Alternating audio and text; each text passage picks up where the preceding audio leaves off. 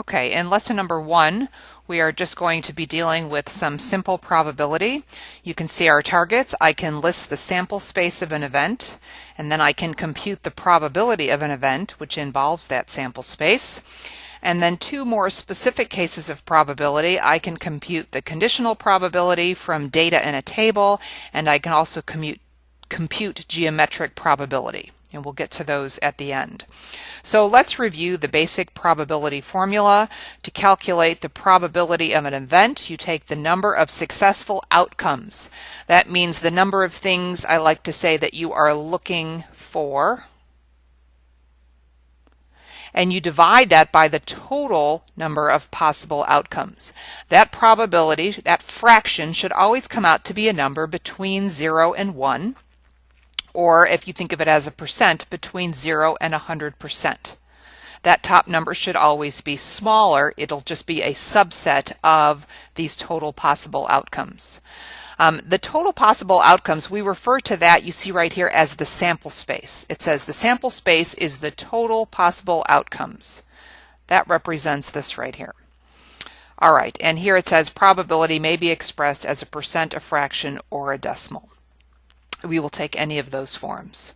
All right, so let's start by choosing a card from a deck. These are real simple probability problems. We might want to review what's in a deck of cards, right? So here it says a deck of cards has 52 cards.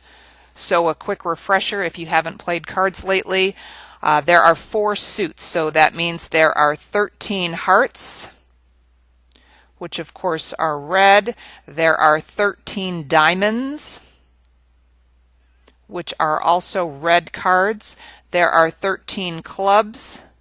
Those are black cards. And there are 13 spades. Those are also black cards. In each one of those suits, right, so there are 4 suits. In each one of those suits, there's an ace, a 2 through 10, and then a jack, a queen, and a king in each one of those suits. All right, so it says we are randomly selecting one card from a standard deck of 52 cards.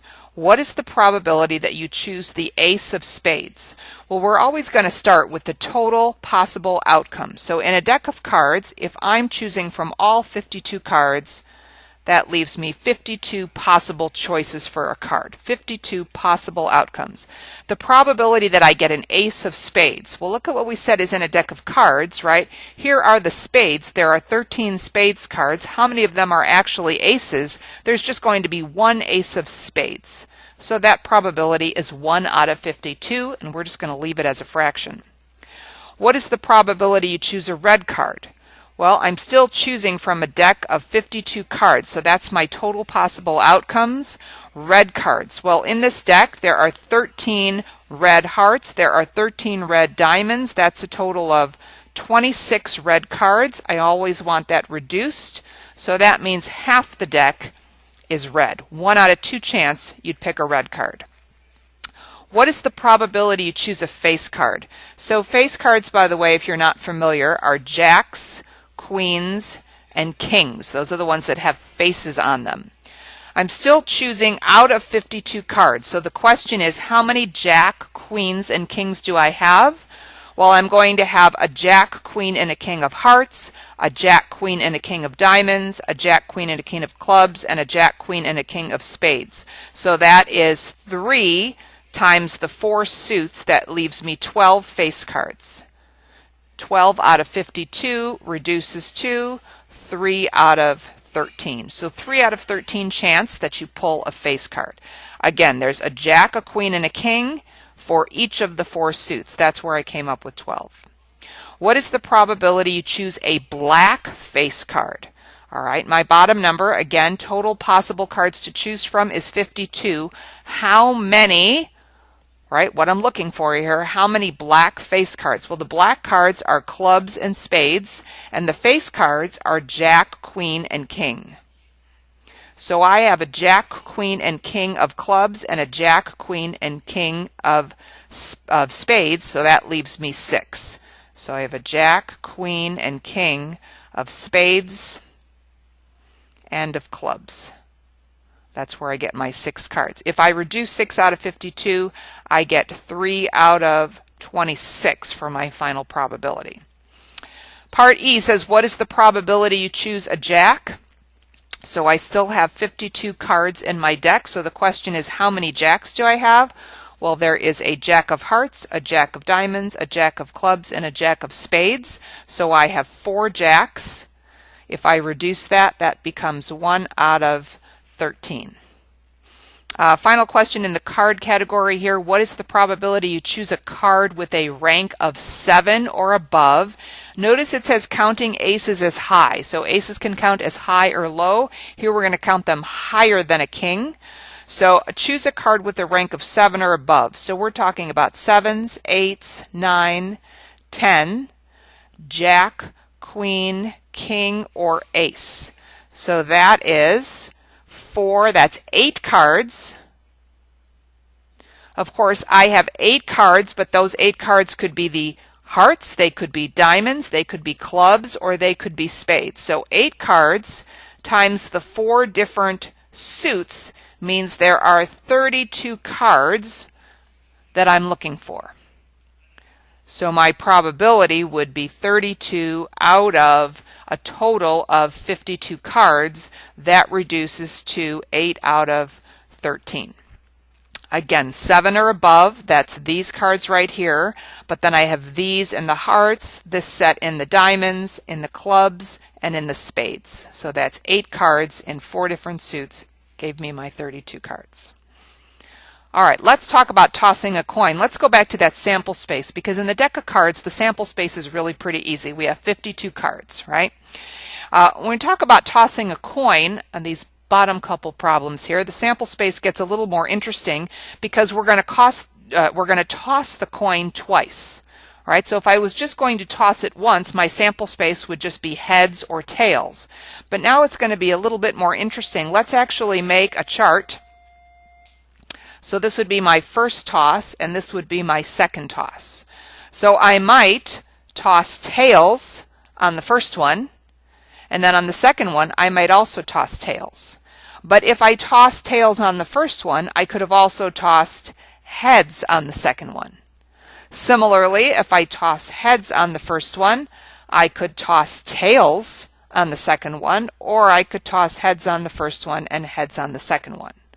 That's a total of 4 different possible outcomes.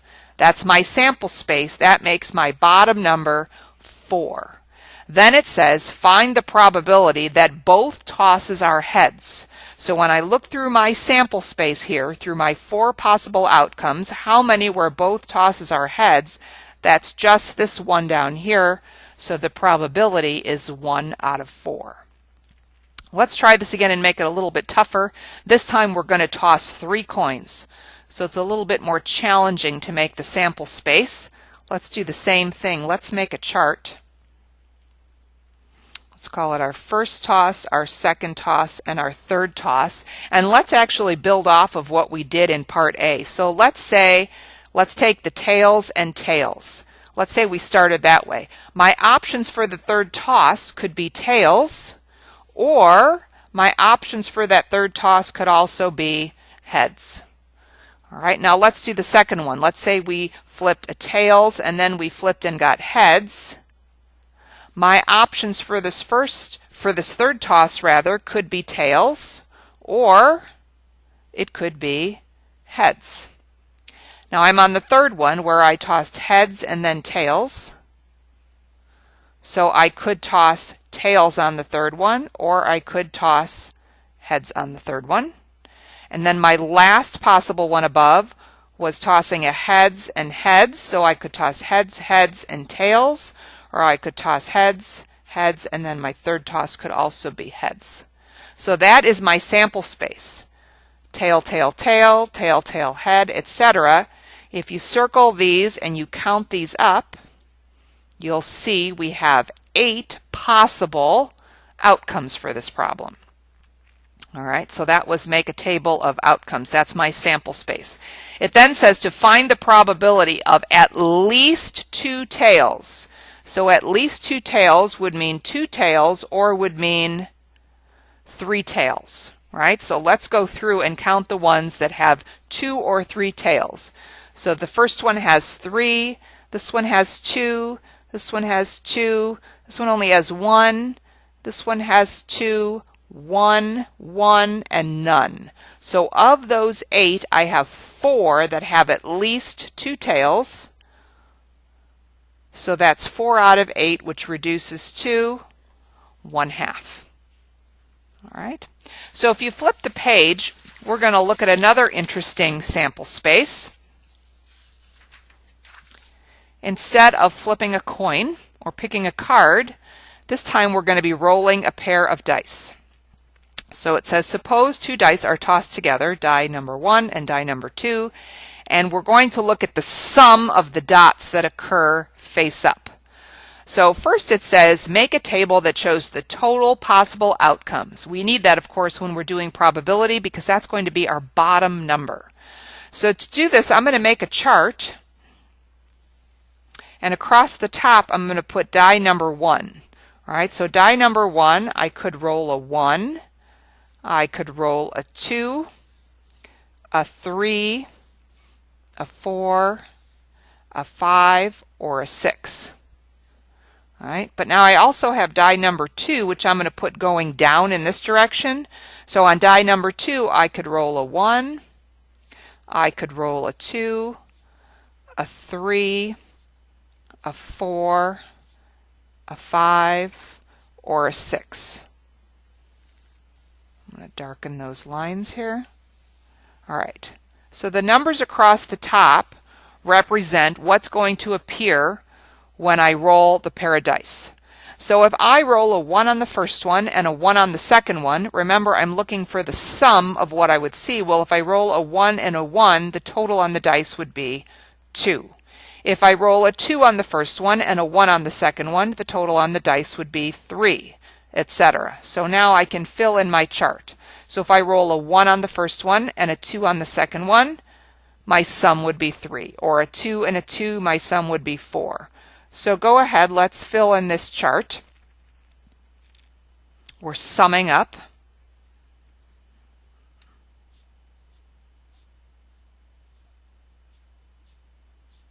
You'll see a pattern.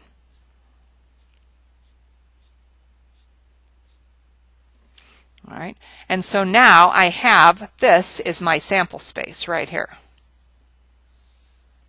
All right, those are all the possible sums.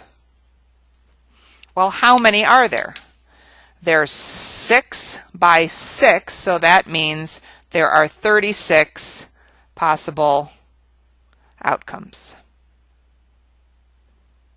Okay, we can see that some of them look the same, and that's going to figure into our probabilities. So now we're in good shape to answer this part B here. It says find the probability of rolling a 7. Well, we know my bottom number has to represent my sample space, the total number of possible outcomes. So we have the sample space here.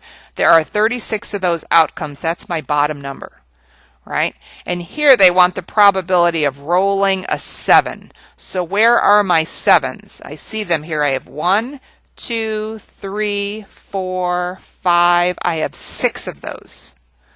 So 6 7s out of the 36 possibilities, and that reduces to 1/6. In part C, it says in a dice game called craps, if a player rolls a 7 or 11, which they call a natural, on their first try, they win. Find the probability of rolling a 7 or an 11.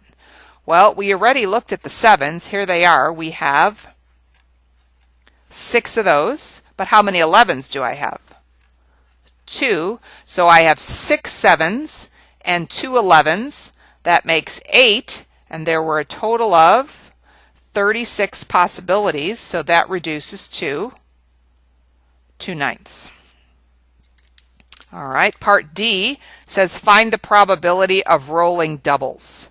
All right, we know my bottom number will still be 36. So of rolling doubles would mean I roll a 1 and a 1, or a 2 and a 2, or a 3 and a 3, a 4 and a 4, a 5 and a 5, or a 6 and a 6. So there are 6 of those. That also reduces to 1/6. Sorry about that, I'm off the screen. Okay, let's look at these last two problems here. Find the probability of rolling at least, these are really important words here, at least a 9.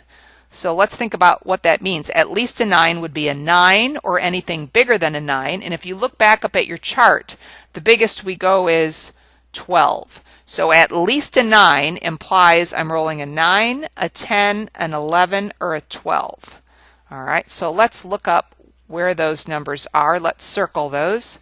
9s are here, 10s, 11, or 12. So that's 4, 7, 9, that's 10 of those numbers, divided by all possible numbers, which is 36. And if we reduce that, that's 5 out of 18 for its probability. All right. Now here's some other interesting words that we're going to see more and more of. At most a 4. So at most a 4 means 4 is the biggest we could be. Well, if you look back up in your chart, the smallest we can be is a 2. So at most a 4 implies a 2, a 3, or a 4 for the sum. A 2, a 3, or a 4, because there are no 1s. You can't roll a sum that's a 1. All right, so let's go back up to the chart and let's circle the ones that are 2s, 3s, or 4s. So here's a 2, a 3, and a 4, so that's 3, 5, that's 6 different ones. So I have 6 possible out of the total of 36, and that reduces to 1/6. All right, so that's sort of general probability and sample space. If you remember, we had two other targets. One dealt with conditional probability, given a table of information, and then the other one dealt with geometric probability. So let's look at some examples here for these targets. Data in a table and conditional probability. So if we read the information here, it says the following table represents a random survey of men and women of 2 age categories to see if they are Republicans, Democrats, or Independents. A total of 1,000 people participated in the survey. So it's broken down two ways. It's broken down by age. Men that are less than or equal to 25 years old and men older than 25, and then women less than or equal to 25 and women older than 25. And again, there are a total of 1,000 people in the survey. Of those, they then categorize them as Republicans, Democrats, or Independents. All right, so let's look at the first question. It says, what is the probability that a person selected at random? All right, so it doesn't give me any specific category to choose from. It says a person selected at random. So this represents my sample space, my total number of possible outcomes. Since I can choose from any of these people, my bottom number is going to be 1,000 because I'm just selecting a random person. Of those 1,000 people, they want to know how many are going to be Republican. That's what I'm looking for, so that's going to be my top number. All right, so how do we find Republicans? Well, I look over here, I see Republicans, but I see 4 numbers.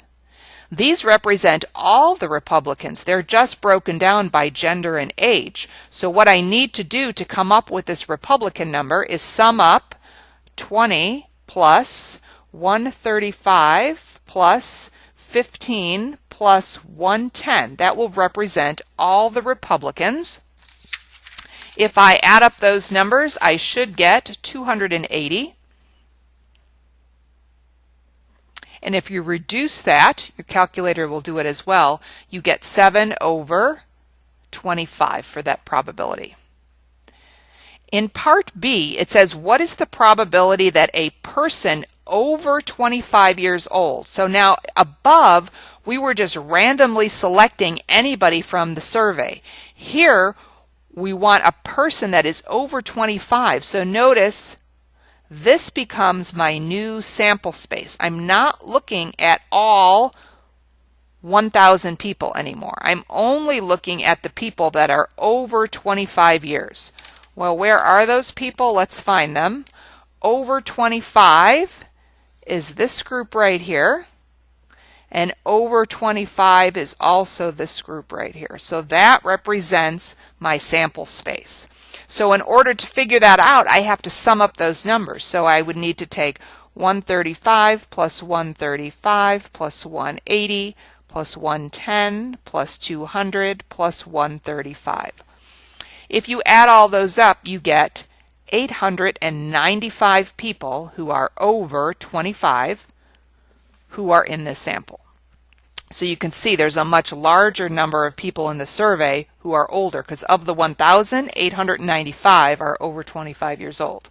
Of those 895, we now want to know who are the Republicans. So once again, that's what I'm looking for. So that's going to be my top number.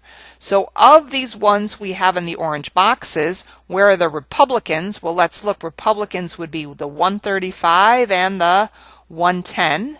So the 135 and the 110 would be 245 out of 895. I'll reduce that for you. That comes out to be 49 over 179. All right, let's look at another scenario here. If you are a man, so this time here's our sample space, right? We're only looking at the men. So let's find those.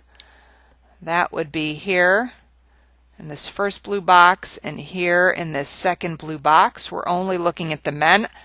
So to come up with that sample space, I have to add up all the men. So that's 20, 25, and 10. And then over 25 men are 135, 135, and 180. So if you get your calculators out, that comes out to be 505 men out of the 1,000. So that's my sample space. I'm only looking at men. From the men, I want to know the probability that you are Republican. So again, this is what I'm looking for.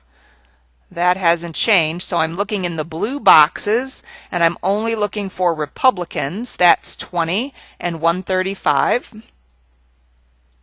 So that's 155. If I have 155 out of 505, that's 31 out of 101. Finally, last scenario for this problem, it says if you are a Republican. All right, so now here's my sample space. I'm only choosing from the Republicans. So this becomes my bottom number. So how do I calculate that? Where are the Republicans? I believe that should be this line right here. Those are all the Republicans. So from that group, well, that group is 20 plus 135 plus 15 plus 110.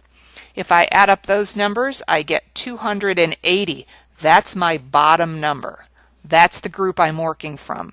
Out of those Republicans, I want to know what's the probability that you are a man. So that's what I'm looking for. That's going to be my top number. So in this green bar, that's my sample space. How many of those are men? That's the 20 and the 135. So that's 155.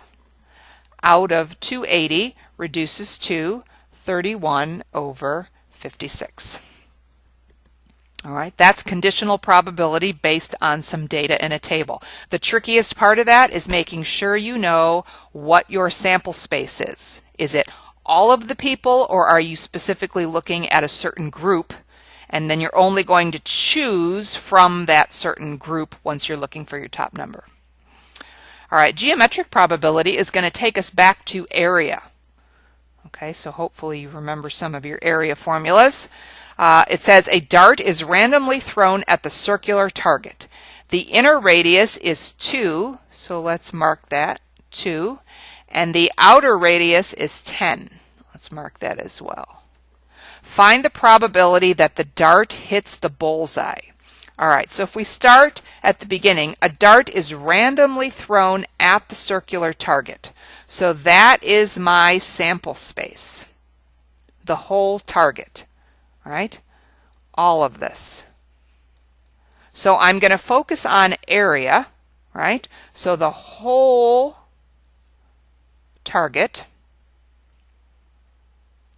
that area is a circle, that's pi times 10 squared, which is 100 pi. It wants the probability that the dart hits the bullseye. Okay, so what I'm looking for is the bullseye. That is also a circle that has radius 2. So area is pi times 2 squared. That's 4 pi. So my pi's will cancel, and 4 out of 100 reduces to 1 out of 25. So yes, geometric probability is all going to be about comparing the areas. So in part B, a dart is randomly thrown at the circular target. So here we go. Once again, this is my sample space. So my bottom number is going to be that full target, right? The whole target. The probability of hitting the bullseye, which is going to be my top number, is 1/4. So this time they're telling me that probability. It says the radius of the bullseye is 5. So now I think I can calculate this number. That's pi times 5 squared. What is the radius of the outer target? Well, if I call that r, that would be pi times r squared. So now I have this set up. My pi's will cancel, and I'm left with 5 over r squared is equal to 1/4. So if I cross multiply, oh, I forgot 5 squared, that should be 25. If I cross multiply, I get 100 equals r squared, so my radius would be 10. Okay. So same idea as part A, but we're just working backwards. We knew the probability and we were missing a radius. Part C, a circle is inscribed inside a square with sides of 4. All right, so these sides of this square are 4. So if you remember our work in the area unit, that should tell us if it's inscribed, it's touching right there, so that radius should be 2. It says a dart is randomly thrown at the square target. So there is my sample space. So my bottom number is going to represent the square. What is the probability that the dart hits the shaded area? So this is what I'm looking for. I'm going to write the shaded area. All right, so the square I think we can handle pretty easily, right? That's 4 times 4, that's 16. How do we get this shaded area? Right? If you remember back from our work in Chapter 11, that shaded area is going to be represented by the area of the square minus the area of the circle. It's taking the square and cutting out the circle would leave you with those pieces left. So the area of the square is 16. The area of the circle is pi times 2 squared. So that would be 16 minus 4 pi divided by 16. I can reduce that by 4, so that's 4 minus pi over 4. If you get that as a decimal, that's approximately 0.215. Okay? Either way would be fine. And that's it for lesson number 1.